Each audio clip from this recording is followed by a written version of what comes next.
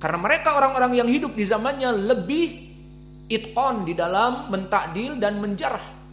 Dengan catatan tadi mereka karena Allah dan berilmu, bukan menjarah serampangan, bukan dari hawa nafsu. Maka di sini lebih didahulukan orang-orang yang hidup di zamannya. Di sini soal yang besar. Indak ya Muhammad. Ada miskin. Maka bagaimana ya Muhammad jika kita membincangkan seorang rawi yang hidup di zaman Imam Al-Bukhari?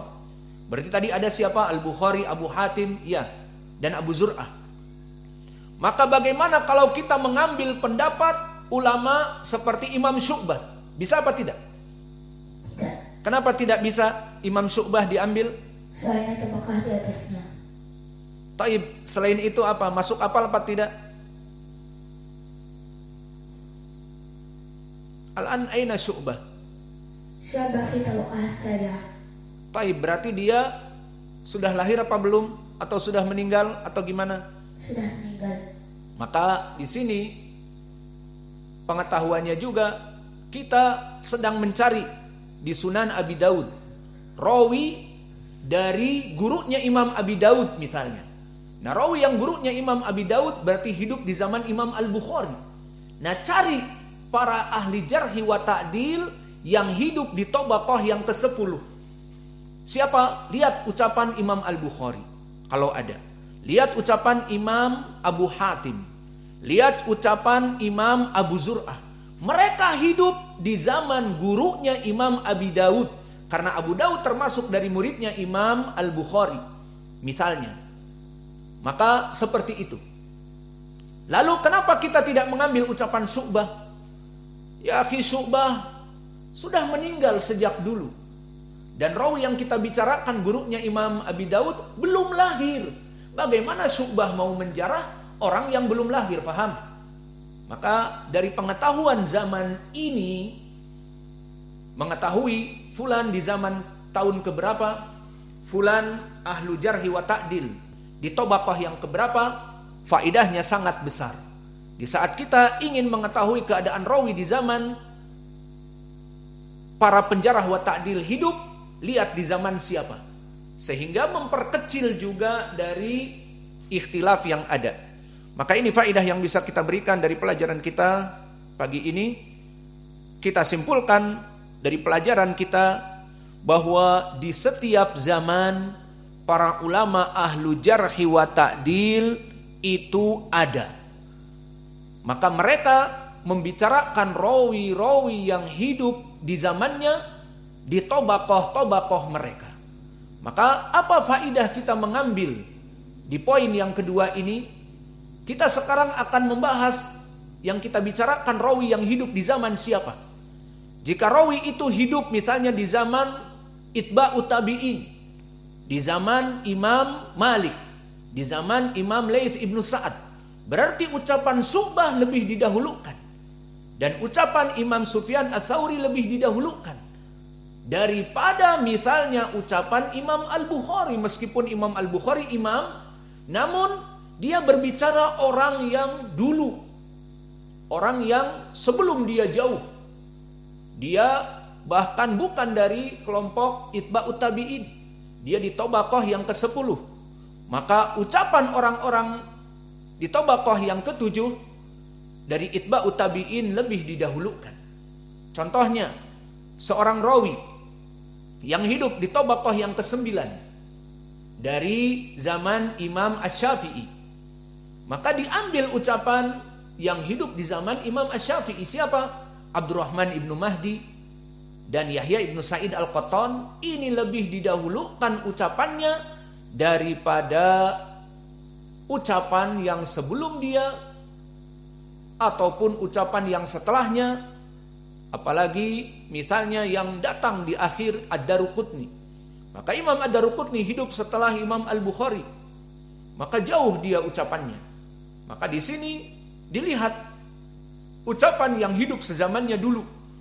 Jika didapati dan ucapannya baik, maka diambil. Namun jika tidak didapati, tidak apa-apa, diambil ucapan ulama-ulama yang hidup sezaman setelahnya, di zaman setelahnya, namun ucapannya bisa bermanfaat maka diambil. Maka inilah dari kesimpulan pelajaran kita. Maka disambungkan dengan pelajaran yang lalu, kita telah mempunyai 2 kaidah. Bagaimana menyelesaikan permasalahan para ulama yang berselisih dari ahli jarhi wa ta'dil, yang mana mereka hidup setiap zamannya itu ada rawi-rawi yang ahli jarhi wa ta'dil. Dan faidah juga yang bisa kita berikan, jangan menjarah serampangan. Baik dari ulama terdahulu, maka kamu menjadi seorang misalnya muhakkik, mentahkik hadis.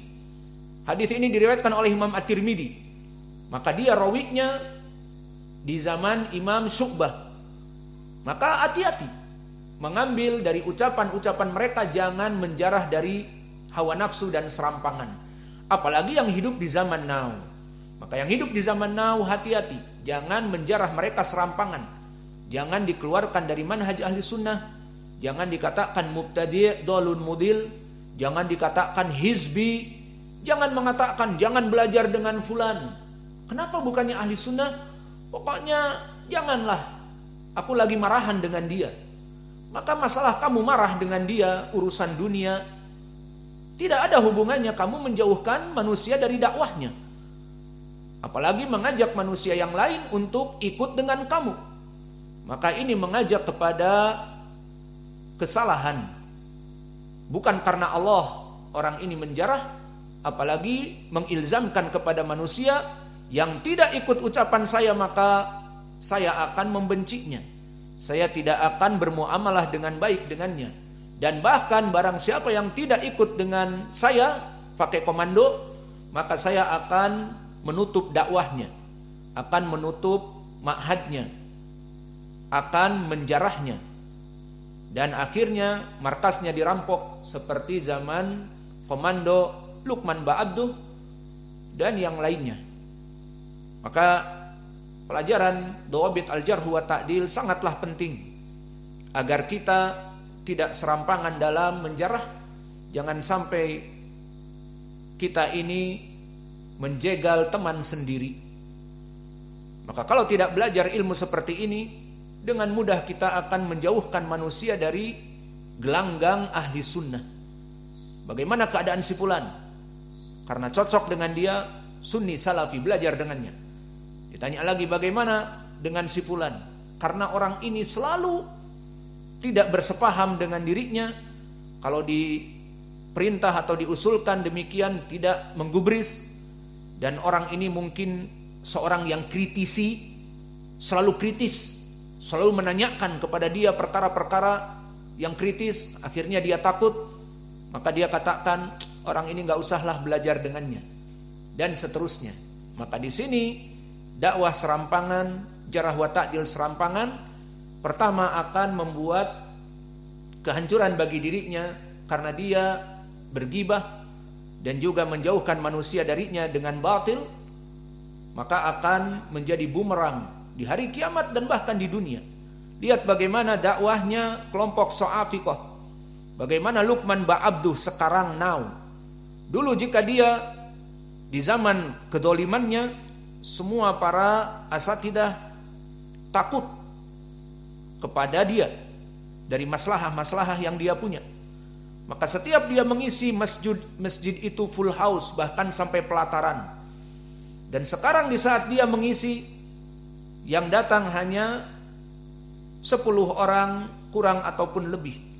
Bahkan dia memanggil masyaikhnya yang kibar dari Al-Muhammadi, Arafat dan yang lainnya, maka yang datang hanya 30-an dan kurang dan lebih. Padahal sudah mendatangkan orang-orang dari luar. Dan ini menjadi bukti bagaimana Allah menjauhkan dakwahnya. Namun mereka terus berkelit bahwa jumlah yang banyak tidak menjadi dalil atas kesalahan seseorang. Tentu kita tidak membahas masalah itu. Namun kita hanya membahas tentang bagaimana kamu dulu menjauhkan manusia agar tidak duduk dengan si fulan karena hawa nafsu. Sekarang kamu ditinggal. Maka bertobatlah kepada Allah, bukannya malah sekarang semakin menjadi-jadi. teman seperjuangan dari So'afikoh kalian pun digelari dengan ucapan-ucapan buruk nol potol. Dan sekarang kalau antum lihat bagaimana di Facebook mereka mencela para projem dan projum. Apa tuh projem, projum?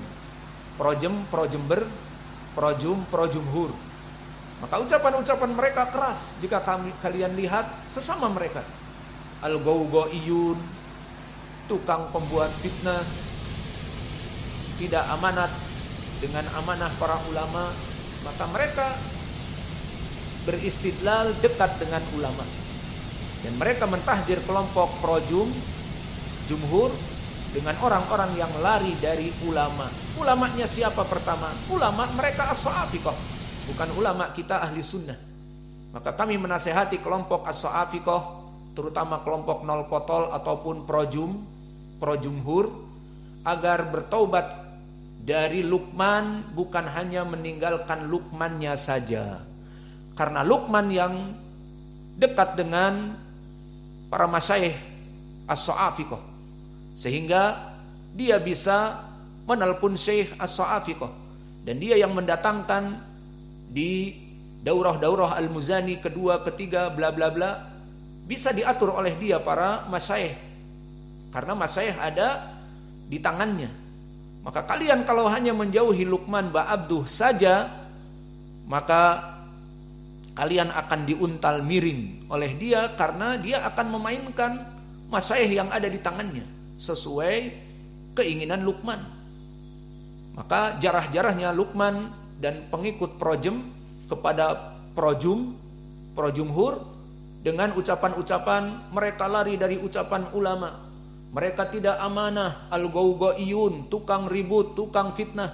Itu yang dilemparkan. Maka kalian para nol potol,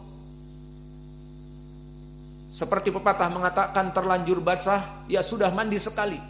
Terlanjur kalian memusuhi Luqman, ya sudah keluar dari So'afikoh. Wallahi ana nasihun amin. Demi Allah aku berkata di sini menasehati dari hati yang paling dalam. Kalian mencela Syekh Muhammad bin Hadi, dan Allah mengangkat Syekh Muhammad ibnu Hadi. Dan kalian mengeluarkan Syekh Muhammad bin Hadi dari dairah ahli sunnah menjadi fasik, kata mereka, kata kalian para projum, bahwa dia qadhif. Maka pemerintah Saudiah telah mengangkat hukum atasnya, dan dia menjadi dai ahli sunnah seperti kita, seperti kalian. Maka please bertaubat dari mengikuti Arafat al-Muhammadi dan gembong-gembong dari dai-dai So'afikoh yang buruk akhlaknya dan memecah belah dakwah. Kembalilah kepada Allah dan tinggalkan Luqman dan pemikirannya, yang mana dia adalah dai So'afikoh domestik.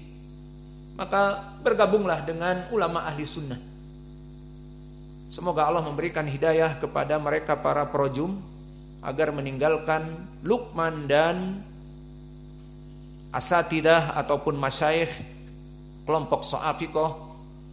Wa naktafi ila huna wa jazakumullahu khairan.